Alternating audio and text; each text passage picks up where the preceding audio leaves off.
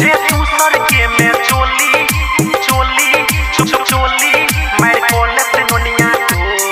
मैं बोलत दुनिया जे तू सर के में चोली मैं बोलत दुनिया टोली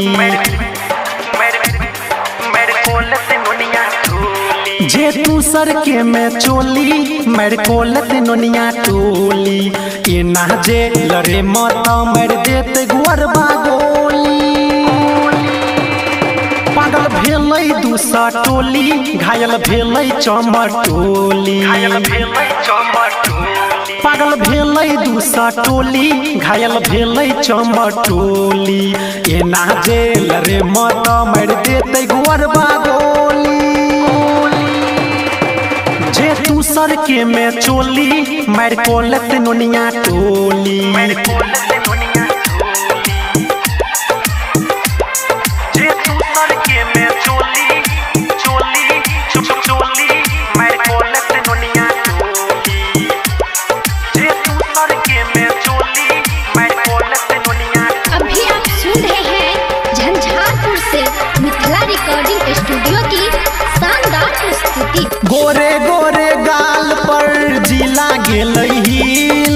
नागिन जैसन चाल पर जियल भेल मुश्किल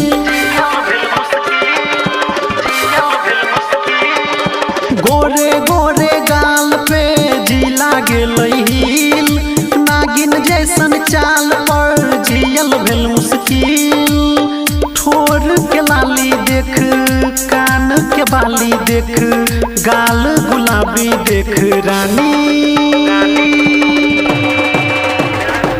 जे तू सर के में चोली मेरे कोलत नोनिया टोली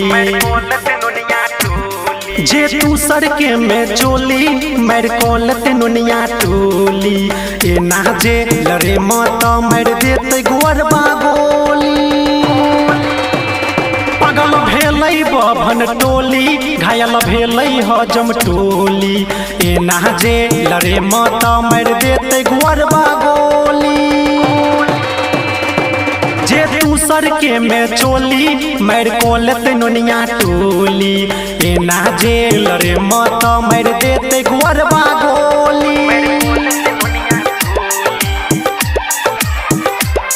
जे तू सर के में चोली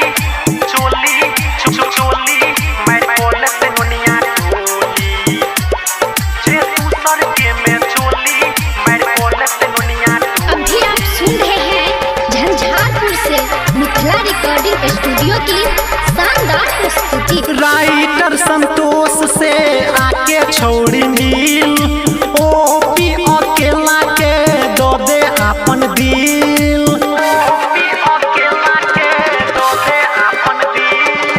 राइटर संतोष से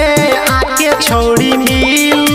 ओपी अकेला के दो दे अपन दिल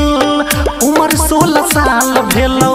तोरे लबाल भेलौ चेहरा कमाल भेलौ रानी जे तू सर के में चोली मेरे कोलत नोनिया टोली जे तू सर के में चोली मेरे कोलत नोनिया टोली ए ना जे लरे मत मर देते गोरबा गोली पागल भेलै बभन टोली घायल भेलै हजम टोली ए ना जे लरे मत मर देते गोरबा गोली जे तू सर के में चोली मेरे कोलत नोनिया टोली ए ना जे लरे मत मर देते गोरबा गोली।